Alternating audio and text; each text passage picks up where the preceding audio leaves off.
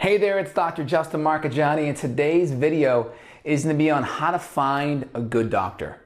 So in my clinic, I'm booked out almost 2 months, and I'm still available to help patients via phone and Skype consultations worldwide, but I want people in general to have a good criteria in how to find and interview their doctor so you can make sure your doctor's a good one. So again, what's the plan? So when you talk to your functional medicine doctor or your functional nutritionist, if you will, what's the plan?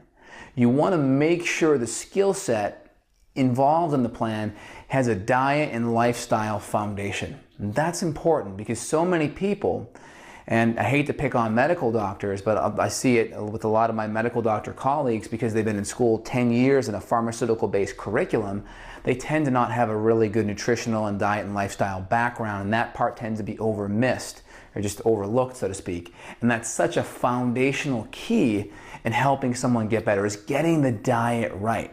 Now in my practice, I have a paleo template, and I like the word template over diet because I feel like it's really non-dogmatic. It adds an element of flexibility and customization.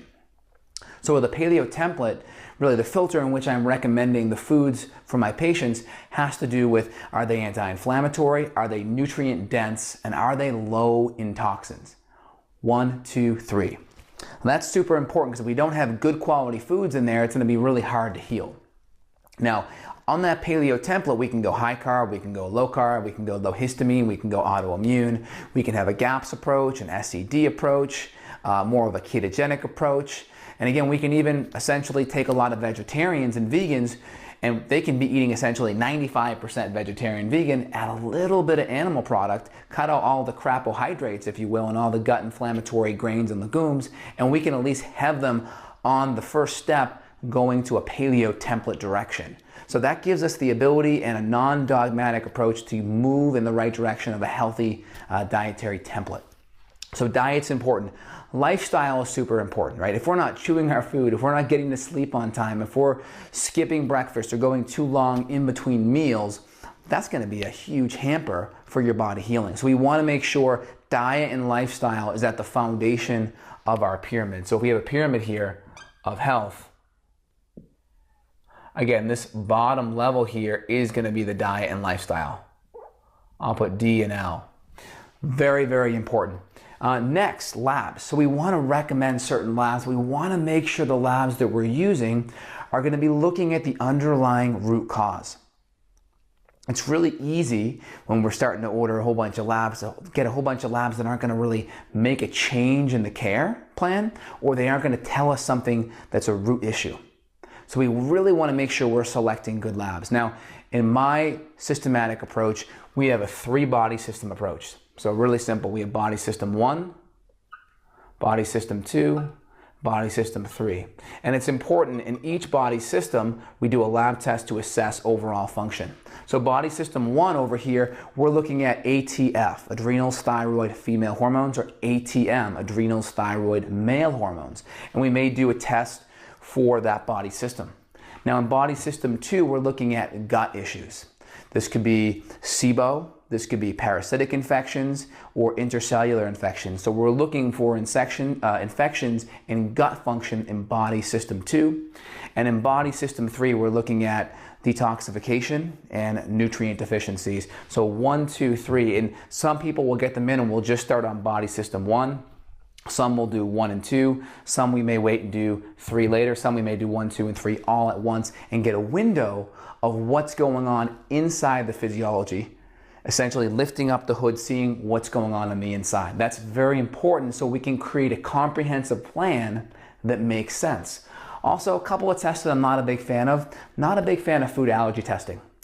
I do find most people, especially if they have a leaky gut, which is the majority of my patients, no matter what food they eat, any food they continuously eat, they are going to develop a food allergen to it. So there needs to be a rotation element to your diet if there's a gut issue. So that's a test I typically don't do at very, very rarely. Certain situations I'll do it with autistic children or people that are malcompliant. Again, it really depends on the person, but most of the time I'm able to just convince them based on using an elimination diet in the beginning and seeing an initial improvement off the bat. So body system 1, 2, and 3. So food allergens are one of the tests that I don't like a whole bunch. There's a few others out there, but for the most part, I stick to body system 1, 2, and 3 to get a window under the hood. Supplements. Supplements, again, they're supplemental. They're not called replacements. So they're not replacing the foundational level here. They are just supplementing it. So essentially, supplements are like the nails in the wood.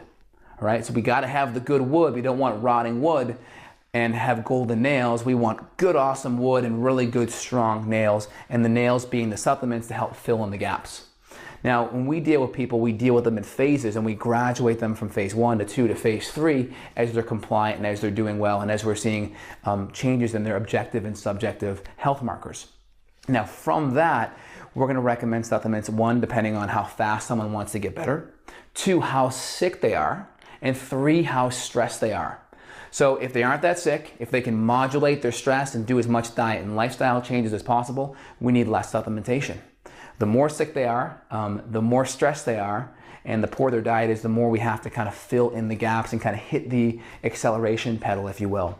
So some people are saying, well, that's a lot of supplements, or that's not a lot of supplements. Again, it's really on an individual basis, patient to patient. So we really want to, when I talk to my patients, we sit down and we have that interaction of what are you comfortable with, and we want to go through each supplement and have a rationale of why it's there, a timeline for why it's there, and what it's helping as a root underlying physiology. It's important. We want to throw out that concept of doctor's orders. Forget that, right? No doctor's orders. Hey, here's why we're doing it. Does that make sense? Okay, great. Let's move forward on that. That's got to be the conversation.